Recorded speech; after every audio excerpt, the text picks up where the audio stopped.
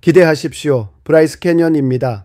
잠시 후 여러분 눈앞에 펼쳐질 브라이스 캐년은 마치 우리가 살고 있는 이 지구가 아니라 다른 차원의 세계, 전설과 신화가 살아 숨쉬는 우주 속 신비로운 장소에 온 듯한 착각을 불러일으킬 것입니다.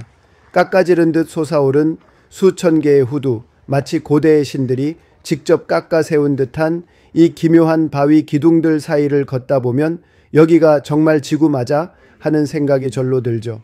바람과 얼음 그리고 시간이 함께 조각해낸 이 거대한 자연 극장은 단순한 관광지를 넘어 자연의 예술관, 시간의 박물관, 그리고 신화가 숨쉬는 무대입니다. 이곳에 서 있는 순간 지금 우리가 딛고 있는 이 땅이 얼마나 오래된 시간 속을 지나왔는지, 그리고 그 안에 얼마나 많은 이야기가 담겨 있는지를 실감하게 될 것입니다. 저 멀리 펼쳐진 붉은 암석의 물결, 아침 햇살에 금빛으로 반짝이는 후두의 숲, 그리고 서늘한 바람이 속삭이는 소리까지 브라이스 캐년은 눈으로만 보는 것이 아니라 가슴으로 느끼는 곳입니다. 잠시 후 여러분의 눈앞에 펼쳐질 이 장면, 결코 사진이나 영상으로는 담아낼 수 없는 단 한 번의 감동적인 실제 순간입니다. 그러니 이제 마음을 열고 전설 속 주인공이 된 듯한 기분으로 이 신비로운 세계를 함께 걸어보시죠. 브라이스 캐년이 여러분을 기다리고 있습니다. 그럼 지정학적으로 한번 알아보겠습니다. 후드는 브라이스 캐년의 가장 인기 있는 특징으로 바람과 물에 의해 침식된 독특한 형태의 바위 기둥입니다. 이들은 다양한 색상과 형태로 특히 붉은색, 주황색, 노란색의 조합이 매력적입니다. 브라이스 캐니언, 협곡이 아니다? 먼저 재밌는 사실 하나, 브라이스 캐니언은 사실 협곡이 아닙니다. 이곳은 파운사우군 고원의 동쪽 가장자리에 깎여 만들어진 천연 원형 극장입니다. 주변의 바람, 물, 얼음이 오랜 시간에 걸쳐 이 독특한 지형을 조각해낸 거죠. 후두는 고대 바다에서 형성된 퇴적암과 석회암이 침식되며 만들어졌습니다. 각 후두의 색상은 분홍색, 주황색, 흰색 등으로 빛, 날씨, 계절에 따라 변하며 특히 일출과 일몰에는 따뜻하고 신비로운 빛으로 물들어 절경을 이룹니다. 후두의 전설과 형성 과정, 지질학적으로 보면 후두의 형성 과정은 다음과 같습니다. 브라이스 캐년의 후두 호도를 처음 마주하면 누구나 한 번쯤 이런 생각을 합니다. 이건 분명 신이 조각한 예술 작품일 거야. 하지만 이 경이로운 바위 기둥들은 아주 오래된 자연의 손길, 그리고 아주 느리지만 끊임없는 지질 작용의 결과물입니다. 그 이야기를 들어보실래요? 먼 옛날 이 땅은 고대 바다의 바닥이었습니다. 조용히 쌓여간 퇴적물들이 굳어져 지금의 석회암과 사암이 되었고, 그 위에 수천만 년 동안 비와 눈, 바람과 얼음이 끊임없이 깎고 다듬기 시작했죠. 특히 겨울의 추위는 이곳의 조각가였습니다. 낮에는 따뜻한 햇살 아래 녹은 눈물이 바위 틈에 스며들고, 밤이 되면 그 물이 얼어붙으며 바위를 안에서부터 밀어냅니다. 이렇게 바위에 작은 균열이 생기고 그 틈은 해마다 조금씩 더 벌어지며 조각을 시작합니다. 이를 동결 해빙 작용이라 하죠. 자연의 망치질이죠. 그 사이 하늘에서 떨어지는 비도 그냥 비가 아닙니다. 공기 중 이산화탄소와 섞인 약산성 빗물은 석회암을 부드럽게 녹이며 바위를 천천히 깎아냅니다. 마치 아주 조용하고 고요한 조각가가 부드러운 손길로 석상을 빗듯 물과 시간은 협업하며 지금의 후두를 만들어낸 거죠. 하지만 이 멋진 조각상들이 쉽게 무너지지 않고 우뚝 서 있는 데는 비밀이 있습니다. 바로 후두의 꼭대기, 모자처럼 얹혀있는 단단한 바위층입니다.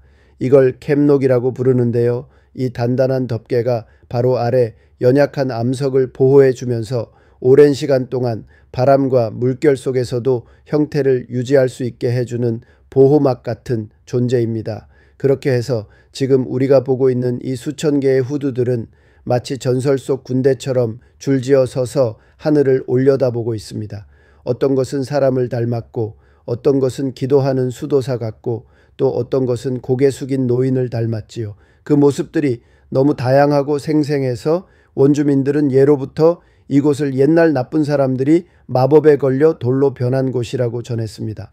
전설은 그렇게 시작되었고 과학은 그 전설에 생명을 더했습니다. 그리고 이 변화는 지금도 이 순간에도 계속되고 있습니다. 브라이스 캐년은 완성된 작품이 아니라 지금도 만들어지고 있는 자연의 작업실입니다.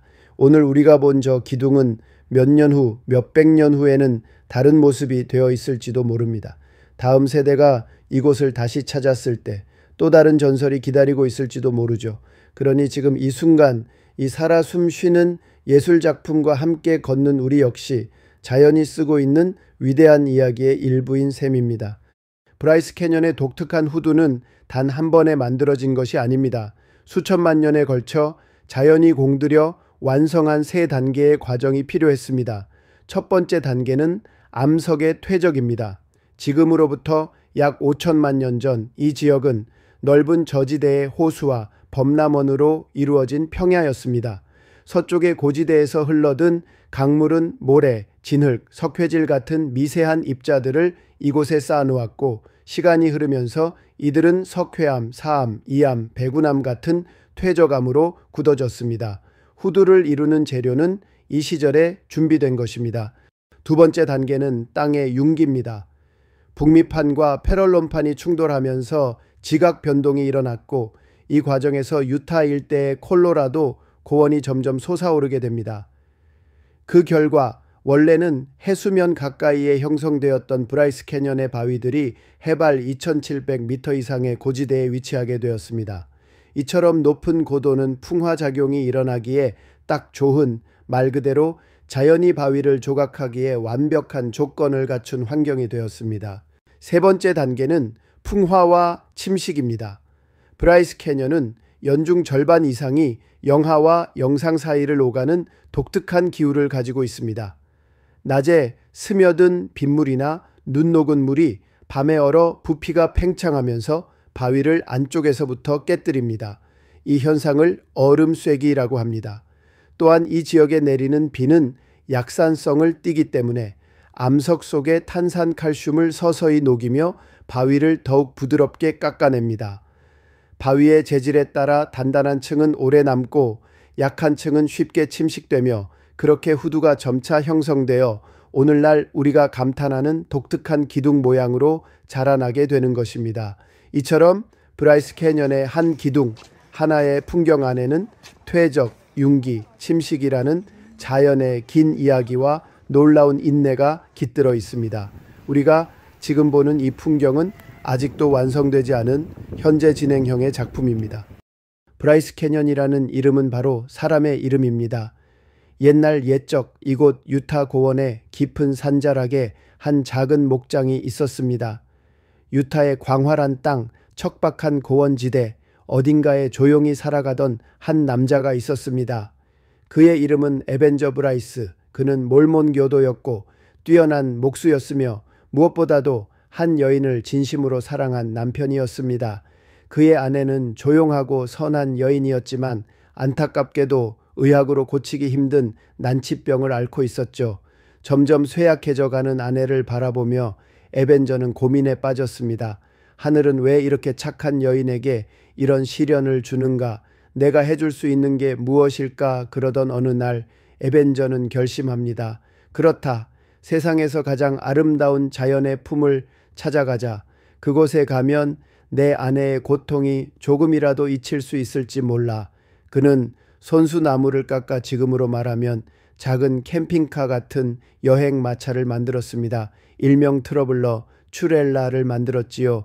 작고 아늑한 실내엔 벽난로 대신 촛불, 침대 대신 짚을 덮은 매트, 그리고 아내가 좋아하던 라벤더 향초 한 자루가 실려 있었지요. 그 마차를 끌고 이곳저곳 아름다운 산천초목을 찾아 누빈 마차를 끌어준 건 말홀스가 아니라 바로 충직한 당나귀 샘이었습니다. 세상 어디에도 없는 단 한 마리 어리숙하지만 강인한 친구였죠. 그들은 사막을 건너고 강을 건너고 숲을 지나 산등성이를 넘으며 아내는 마차 안에서 아름다운 풍경을 보고 웃고 에벤저는 그 웃음에 다시 하루를 견뎌냈습니다. 그러던 어느 날 유타 고원의 동쪽 어귀, 깎아지른 듯한 절벽과 붉은 바위의 바다, 기이한 바위 기둥들이 수천 개로 솟아오른 그 신비로운 땅에 당도하게 됩니다. 아내는 창을 열고 숨을 들이마시며 말했습니다. 여보, 이곳은 마치 천국 같아요. 내가 태어나 처음 보는 신의 조각품이에요. 자, 이번에 관광지는 브라이스 캐년입니다. 브라이스 캐년은 유타의 5대 국립공원 중에 신의 조각공원이라는 별명을 가졌습니다. 수십억 년 동안 물과 바람에 의해 침식자공으로 형성된 후드라고 불리우는 다양한 붉은색, 주황색, 흰색 암석층들이 겹겹이 이루어져 있으며 그 모습들이 하나하나 조각품과 같다 해서 신의 조각공원이라고 불리운 독특한 풍경을 가진 브라이스 캐년으로 가겠습니다. 브라이스 캐년 국립공원은 유타 남부에 위치한 독특한 지질 형성물인 후드로 유명합니다. 후드는 협곡 바닥에서 높이 솟아오르는 가늘고 긴 바위 기둥을 말하며 이 공원의 장엄한 경관은 수백만 년 동안의 지질학적 과정, 즉 퇴적물 축적, 지각 활동, 그리고 침식에 의해 형성되었습니다. 브라이스 캐년의 형성과 공원의 역사를 살펴보면 다음과 같습니다. 브라이스 캐년의 지질 형성 1. 퇴적물 축적 2억 년 전, 5천 년 전. 브라이스 캐년 지역은 수백만 년 동안 여러 호수, 강, 바다로 덮여 있었습니다. 이 기간 동안 진흙, 모래, 실트와 같은 퇴적물이 쌓였으며 시간이 지나면서 석회암, 사암, 이암으로 굳어졌습니다. 오늘날 브라이스 캐년에서 볼 수 있는 다채로운 지층은 이와 같은 고대 지질 역사의 흔적입니다. 2. 지각활동 6천만 년 전, 2천만 년 전. 북미판이 이동하며 융기하면서 이 지역 전체가 상승하기 시작했습니다. 이 지각 활동은 브라이스 캐년이 위치한 콜로라도 고원을 형성했고 이를 통해 브라이스 캐년은 해발발 8,000피트 높이에 위치하게 되었습니다. 3. 침식 200만 년. 땅이 융기한 후 침식 과정이 브라이스 캐년의 상징적인 후드를 조각하기 시작했습니다. 이 지역에서 주된 칙작용은 서리 쪼개짐입니다. 이는 물이 바위 틈으로 들어가 얼면서 팽창해 바위를 쪼개는 과정입니다. 또한 빗물이 석회암을 천천히 녹이면서 후드와 같은 독한 형성물들이 만들어졌습니다. 브라이스 캐년 국립공원의 역사.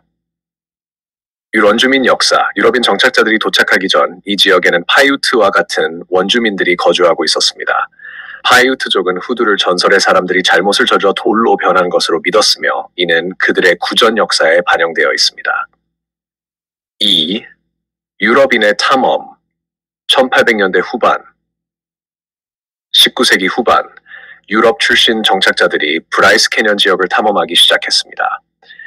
이 지역을 처음 기록한 사람 중 한 명은 1875년에 에베니저 브라이스, 이베니저 브라이스가 이주하면서 그의 이름을 따서 협곡은 브라이스 캐년으로 알려지기 시작했습니다. 국립공원 지정 1920년대 브라이스 캐년은 그 독특한 지질학적 특징과 아름다움 덕분에 1923년 당시 워렌 G. 하딩 대통령에 의해 국립기념물로 지정되었습니다. 이후 1928년 국립공원으로 승격되어 자연경관이 보호되고 더 많은 방문객이 이곳을 쉽게 탐험할 수 있게 되었습니다. 오늘날 브라이스 캐년은 매년 수백만 명의 방문객들이 찾아와 그 초현실적인 경관을 즐기고 있습니다. 브라이스 캐년은 여전히 자연의 힘에 의해 형성되고 있으며 후드와 절벽, 협곡들은 시간이 흐름에 따라 지속적으로 변화하고 있습니다. 이곳의 지질학적 역사와 경이로운 자연 경관은 브라이스 캐년을 미국에서 가장 상징적인 국립공원 중 하나로 자리매김하게 합니다. 브라이스 캐년에 온 첫 번째 목수에 대한 이야기는 에베니저 브라이스에 관한 것입니다.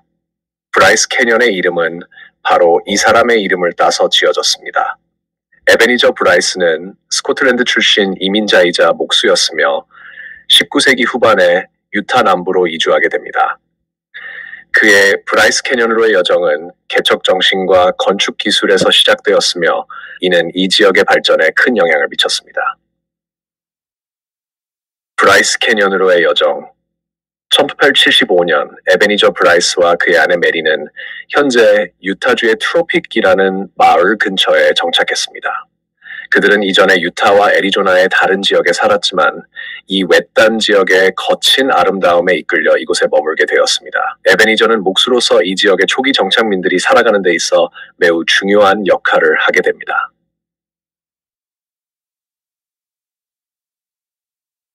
지역사회에서의 역할, 숙련된 목수였던 에베니저는 초기 정착민들이 생존할 수 있도록 돕는 인프라를 많이 건설했습니다.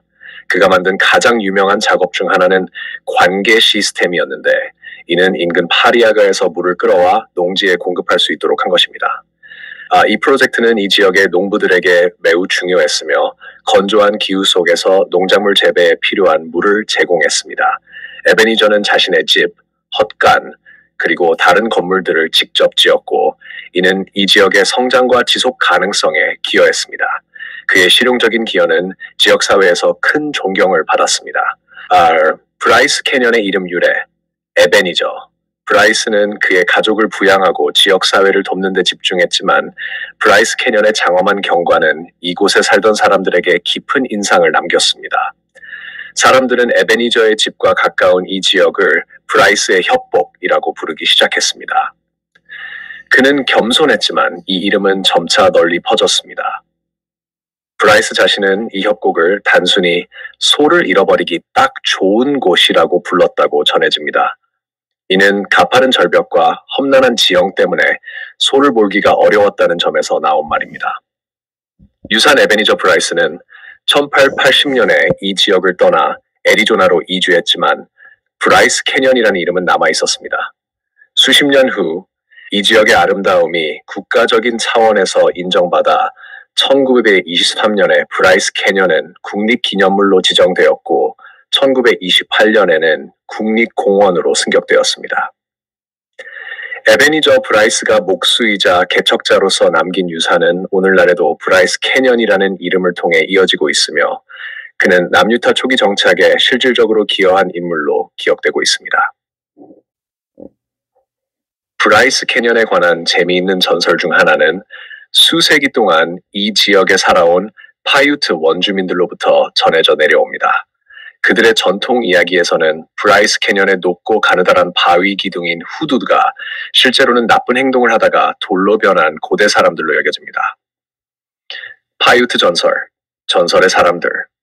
파유트족은 오래전 현재 브라이스 캐년 지역에 장난기 많고 이기적이며 욕심 많은 사람들이 살았다고 믿었습니다.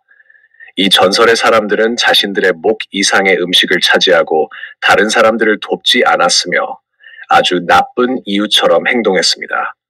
많은 원주민 이야기에서 등장하는 교활한 코요텐, 이들의 나쁜 행동에 질리게 되었습니다. 코요테는 전설의 사람들에게 잊지 못할 교훈을 가르치기로 결심했습니다. 그의 마법을 사용하여 그들을 모두 돌로 변하게 만들었죠. 그들의 석화된 모습이 바로 오늘날 브라이스 캐년에 우뚝 솟아있는 후두들입니다. 돌이 된 전설의 사람들은 영원히 협곡을 지켜보게 되었으며 이는 언제나 나누고 친절하게 행동하며 다른 사람들과 조화를 이루며 살아야 한다는 교훈을 상기시켜줍니다. 재미있는 반전, 이 이야기에서 재미있는 부분은 전설의 사람들이 돌로 변한 채로도 이상하고 뒤틀린 자세로 서 있다는 것입니다. 마치 싸움 중이거나 음식을 더 많이 잡으려다 그 순간 그대로 얼어붙은 것처럼 보입니다.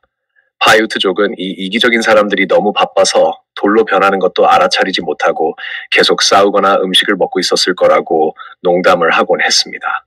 그래서 다음번에 브라이스 캐년의 후두를 올려다보게 된다면 이들을 탐욕스러운 고대인들로 상상해 볼 수 있습니다. 그들은 돌이 되어 영원히 그들의 잘못을 깨달으며 교훈을 얻고 있는 셈이죠. 브라이스 캐년 국립공원에는 다양한 동물, 새, 그리고 파충류들이 서식하고 있습니다. 이 지역의 독특한 지형과 생태계 덕분에 고산지대에서 사막지대까지 다양한 환경을 제공합니다. 이곳에서 볼 수 있는 주요 동물들은 다음과 같습니다. and, sharp 포유류, 1. 뮬사슴. 브라이스 캐년에서 흔히 볼 수 있는 포유류로 방문객들이 자주 목격하는 동물입니다. 이들은 아침이나 저녁에 가장 활발하게 움직이며 숲이나 초원에서 자주 발견됩니다.